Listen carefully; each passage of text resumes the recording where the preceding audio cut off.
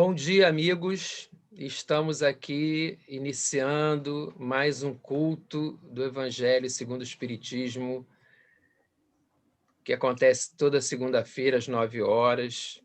Hoje nós vamos contar com a presença aqui da leitura da Maria Eugênia. Nossa equipe sou eu, Darcy, Maria Eugênia, Elimar, depois fazendo o comentário, o segundo comentário, Maria Eugênia fazendo o primeiro, e, para terminar, a prece carinhosa do nosso querido Gabriel, né? Então, vamos começar. Hoje o nosso tema é o capítulo 14 do Evangelho, honrar pai e mãe, o subitem piedade filial.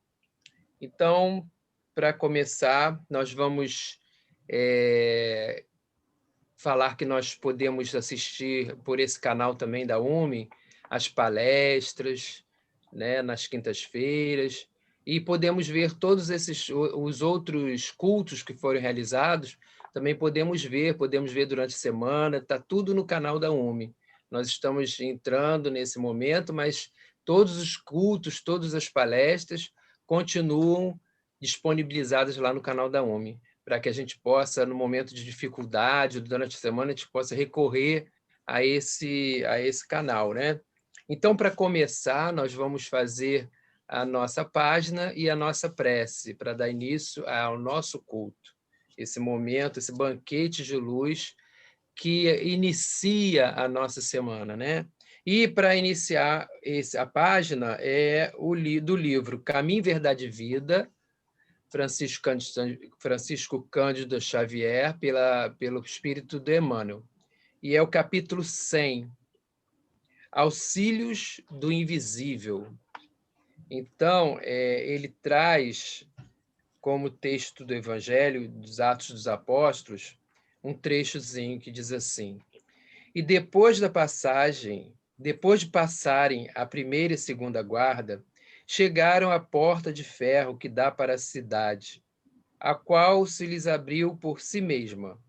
E, tendo saído, percorreram uma rua, e logo o anjo se apartou dele. Atos 12, versículo 10. Os homens esperam sempre ansiosamente o auxílio do plano espiritual. Não importa o nome pelo qual designe esse amparo. Na essência, é invariavelmente o mesmo, embora seja conhecido entre os espiritistas por proteção dos guias, e nos círculos protestantes por manifestações do Espírito Santo. As denominações apresentam interesses secundários. Essencial é considerarmos que semelhante colaboração constitui elemento vital nas atividades do crente sincero. No entanto, a contribuição recebida por Pedro no cárcere representa lição para todos. Sob cadeias pesadíssimas, o pescador de Cafarnaum vê aproximar-se o anjo do Senhor, que o liberta, atravessa em sua companhia os primeiros perigos na prisão, caminha ao lado do mensageiro, ao longo de uma rua.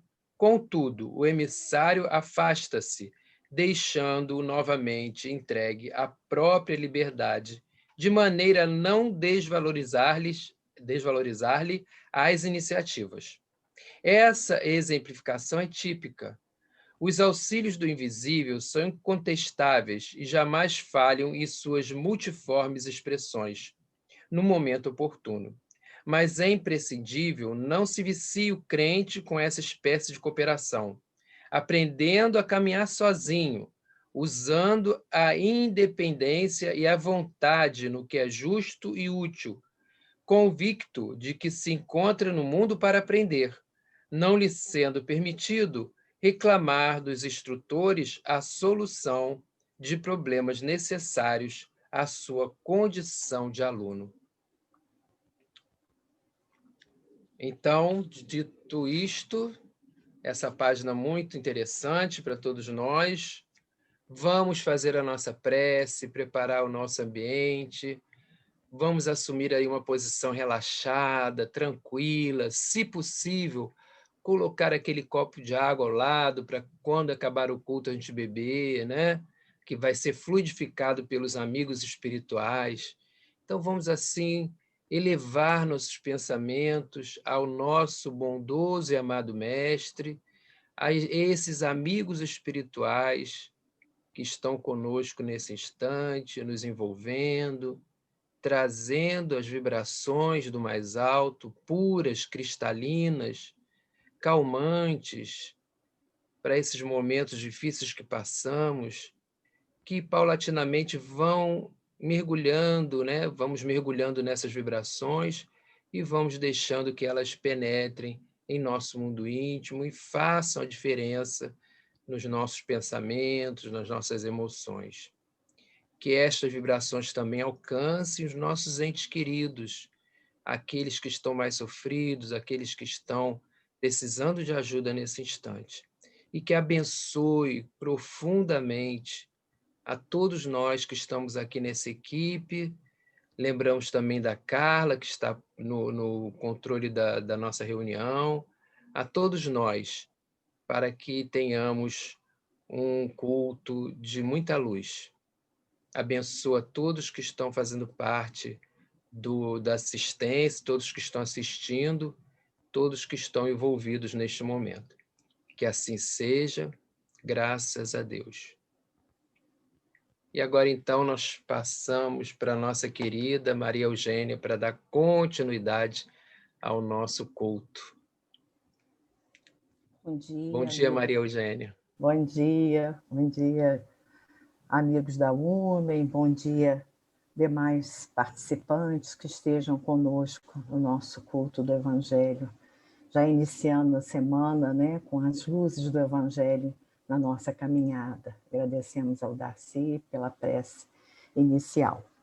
Como já foi anunciado, o capítulo de hoje, né, do Evangelho segundo o Espiritismo é o capítulo 14. Honrai a vosso pai e a vossa mãe. E o subitem que será comentado é a piedade filial. O mandamento honrai a vosso pai e a vossa mãe está no contexto da caridade e do amor ao próximo. Assim, se nós não conseguimos amar o nosso pai e a nossa mãe, como poderemos amar o próximo? O termo honrai evidencia piedade filial que deve nortear as relações familiares, né? Quis Deus nos mostrar por essa forma que ao amor se deve juntar, né, o respeito, as atenções, a condescendência com os nossos pais, né?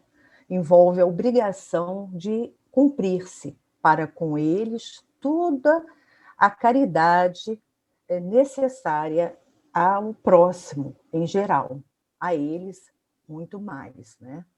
Esse dever se estende também àquelas pessoas, né, que fizeram as vezes do pai e da mãe na vida das pessoas. Muitas vezes sabemos de pessoas que foram criados por tios, por familiares, e a essas pessoas, né, essa piedade filial deve também ser estendida. Honrar significa dignificar através de ações de caridade e de amor que devemos empreender aos nossos pais, né?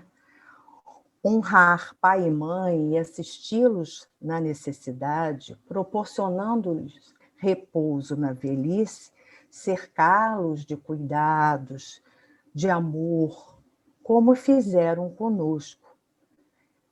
E, sobretudo, demonstrar a verdadeira piedade filial. Será o momento de retribuir toda a dedicação, afeto que eles nos proporcionaram. Aos filhos não cabe só o estritamente necessário. devem também os cuidados amáveis, né? Isso é muito importante. Não é só dar a parte financeira, a colaboração financeira, mas aquele dever de cuidado, de afeto, que deve também inspirar essa relação, né, dos filhos para com os pais. Muitos pais enfrentaram muitas provações para garantir o bem-estar dos filhos. Então, é o momento dos filhos retribuírem esse afeto, essa dedicação e o dever de cuidado, não só material, mas também espiritual, né? A nossa lei, a lei civil, né, assegura, né, a obrigação dos filhos do sustento, aqueles pais que não podem prover o seu sustento. Mas temos o quê? A lei divina também, né, disciplinando e dando ênfase a essa importância desse afeto, né, desse dever de cuidado. E isso é tratado aqui no Evangelho segundo o Espiritismo, né? E quando muitas pessoas comentam, indagam, e quando os pais não cumpriram perante os filhos o dever que lhes competia, o dever de assistência, de afeto, já ouvimos algumas pessoas que se mostram revoltadas e fazem essa ponderação. A Deus compete julgá-los, e não aos filhos. Não compete aos filhos censurá-los. Ninguém se vincula a outrem nos liames da família sem justas razões. Logicamente que ninguém nasce destinado ao abandono, ao vício, né? Isso, mas por injunções, às vezes até por doença, por um desequilíbrio momentâneo, ou por imaturidade espiritual, isso acontece. Agora, não compete aos filhos o julgamento, né? A Deus compete julgá-los, né? Sendo que Deus nunca fecha a porta do arrependimento para ninguém, né?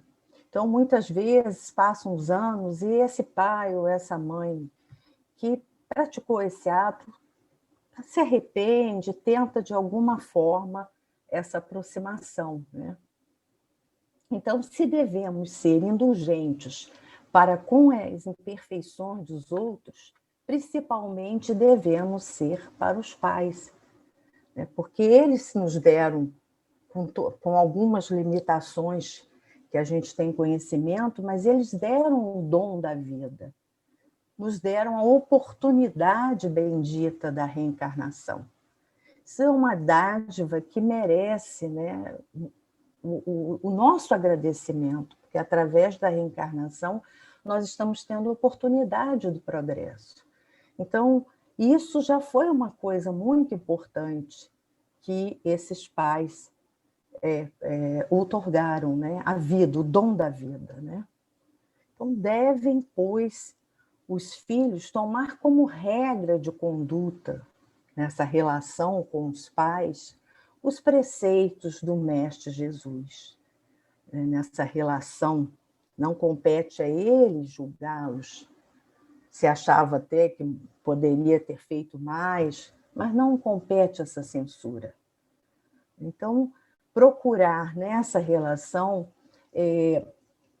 aplicar os preceitos do Mestre Jesus, que é o nosso modelo, o nosso guia, né, conforme o Livro dos Espíritos nos coloca, né, na questão 625. Qual o tipo mais perfeito que Deus tem oferecido ao homem para lhe servir de guia e modelo? E a resposta dos Espíritos é sucinta, mas muito importante: Jesus. Então, nessas relações, os filhos devem tomar como regra de conduta os preceitos de Jesus concernentes ao próximo e ter presente que todo procedimento censurável com relação aos estranhos ainda mais censurável se torna com relação aos pais. Eu vou ler aqui um trecho desse livro, SOS Família. É um livro excelente, que tem temas relacionados à família. Eu acho que quem não leu, quem não teve oportunidade, vale a pena. Todos os capítulos são muito importantes nessa relação familiar, na relação até do casamento também, na família, a relação dos filhos com os pais, dos pais com os filhos, do matrimônio. Então, é um livro da psicografia de Divaldo Pereira Franco, são vários textos psicografados por Divaldo, de benfeitores como Joana de Ângeles, Amélia Rodrigues, e tem um capítulo que se chama Deveres dos Filhos. Eu vou ler, não vou ler o capítulo todo, vou ler um pequeno trecho para finalizar, antes de passar a palavra à nossa amiga Elimar, que vai dar continuidade a essas reflexões sobre esse capítulo do Evangelho segundo o Espiritismo, piedade filial. Os filhos têm deveres intransferíveis para com os pais, instrumentos de Deus para o trâmite da experiência carnal, mediante a qual o espírito adquire patrimônios superiores, resgata insucessos e comprometimentos perturbadores. Existem genitores que apenas procriam, fugindo à responsabilidade. Não compete, porém, aos filhos julgá-los com severidade, desde que não são dotados da necessária lucidez e correção para esse fim. É o que o Evangelho segundo o Espiritismo também nos traz. A ingratidão dos filhos para com os pais é dos mais graves enganos a que se pode permitir o espírito na sua marcha assensorial. A irresponsabilidade dos progenitores de forma alguma justifica a falência dos deveres morais por parte da prole. Ninguém se vincula a outrem através dos vigorosos liames do corpo somático da família, sem justas e ponderosas razões. Ama e respeita os teus genitores, a humana manifestação da paternidade divina. Quando fortes, se-lhes a companhia e a jovialidade, quando fracos, a proteção e o socorro. Enquanto sadios, presenteia-os com alegria e a consideração. Se enfermos, com assistência dedicada e a sustentação preciosa. Em qualquer situação ou circunstância, na maturidade ou na velhice, afeiçoa-te àqueles que te ofertaram o corpo de que te serves para os cometimentos da evolução, como o mínimo de que podes dispensar-lhes, expressando o dever de que te encontras investidos. Então, agradeço a oportunidade e passo a palavra para a nossa amiga Elimar, que vai dar continuidade às reflexões sobre esse capítulo 14 do Evangelho segundo o Espiritismo. Então, a gente agradece, né, a querida Maria Eugênia, que trouxe dessa maneira tão sensível, né, falando da piedade filial, sempre emociona a gente. E a gente agradece muito a Deus e essa espiritualidade, luz e amor que está aqui nos envolvendo, para que a gente tenha essa oportunidade de estar aqui junto, falando de Jesus, falando dos seus ensinamentos. Hoje, né, a gente está tratando de honrar o vosso pai e a vossa mãe. E interessante, porque eu estava ouvindo de algumas palestras e a gente tem o alerta que Kardec teve o cuidado de trazer, né, esse mandamento que está lá no Velho Testamento, né, trouxe para dentro do Evangelho para que a gente estude essa oportunidade de estar à luz da doutrina espírita para que a gente possa ter essa maior compreensão, né? E a forma também, como eles falaram, como Kardec estruturou esse capítulo é muito interessante, porque ele está entre dois capítulos que falam da caridade. O capítulo 13, que fala, não saiba a vossa mão esquerda, o que deu a vossa mão direita, e o capítulo 15, que fala que fora da caridade não é salvação. Então, o núcleo abrange justamente honrar pai e mãe, que deve ser, né, a maior das caridades.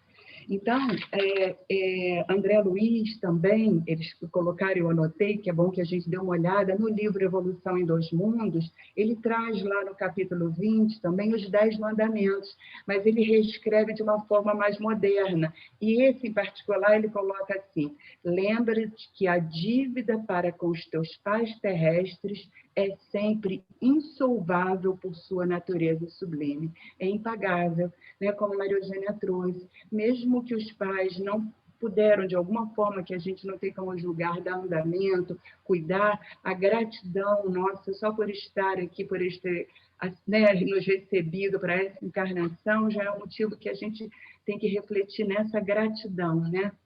E também a gente vai lembrar que a relação de Jesus, como é que ele se comportou com relação a seu pai, por exemplo, a sua mãe, né? E ele nos mostra aqui nesse livro Boa Nova, né, do o Espírito Humberto Campos, psicografado por Francisco Canto Xavier, no capítulo 2, Jesus, o Precursor, justamente essa situação em que uma conversa entre Maria, né, mãe de Jesus, e Isabel, mãe de João Batista, elas estavam preocupadas com a situação dos filhos, né?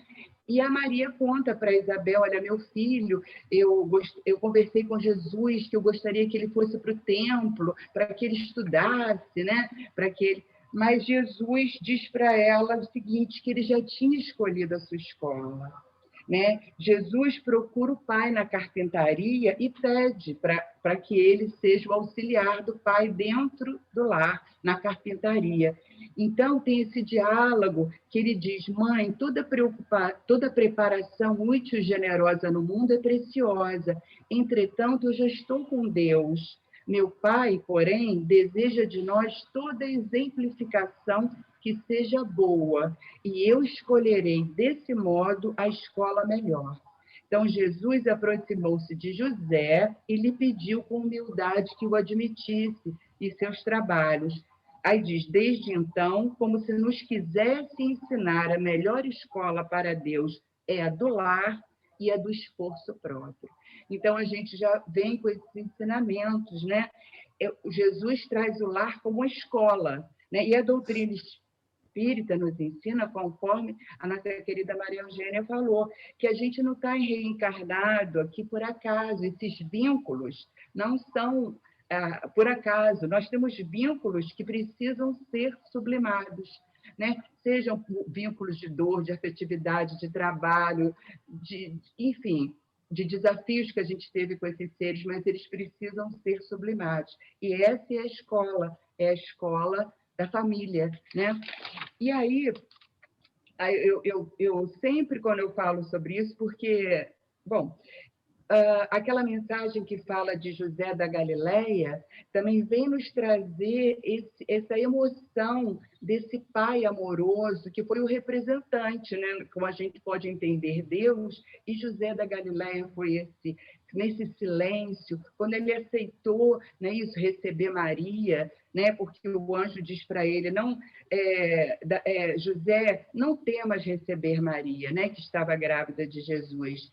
Então, José, ele, apesar daquelas figuras masculinas tão vacilantes, tão indiferentes, alguns ingratos, até os discípulos vacilantes, houve um homem integral que atendeu Jesus, hipotecando-lhe o coração sem mácula, né? Esse filho também na condição de filho, demonstrando a sua confiança no Pai de infinita misericórdia, se entregando a esse amor, né? José da Galileia foi um homem profundamente espiritual, que vem dizer, né, que escapa às análises que a gente material humano, foge às nossas análises, né? Ele foi confiado a ele, pelas forças divinas, o cuidado do Cristo e de Maria. Foi confiado a José. Né? Então, o mundo, diz assim, não tem outras notícias das suas atividades. Ele era no silêncio, não é verdade? Sem qualquer situação de evidência, deu a Jesus tudo o que podia dar. Né? Ele vem dizer, mas José passou no mundo dentro do silêncio de Deus. Então, esse notável exemplo vem nos mostrar a paternidade na sua sublimidade, porque Deus chega até nós no silêncio.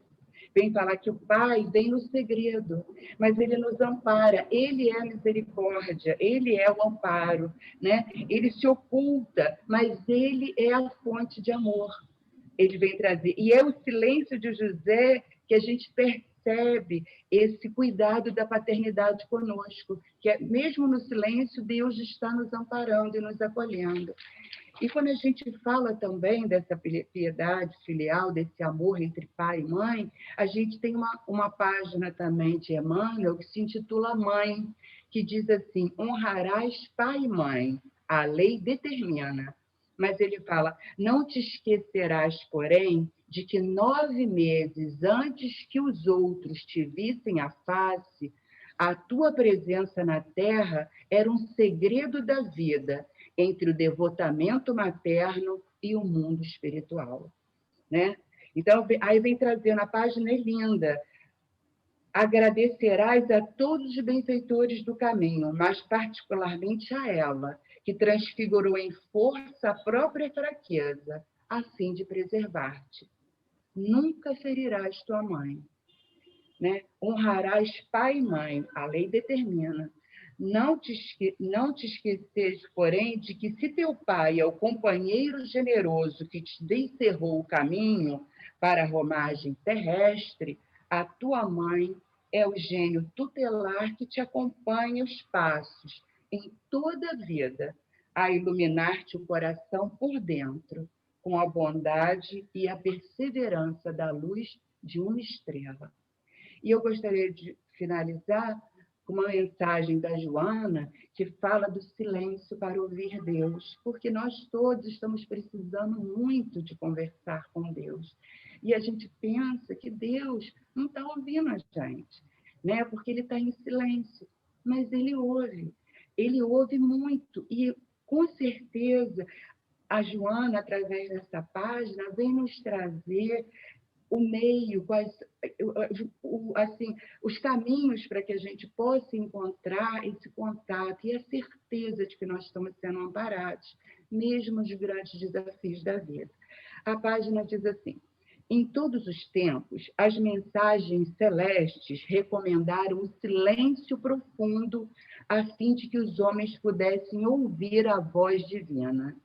Dizem que Deus não se revela em meio ao tumulto. Isso porque muito ruído desvia o pensamento, que não se consegue fixar no elevado objetivo da comunhão com a divindade.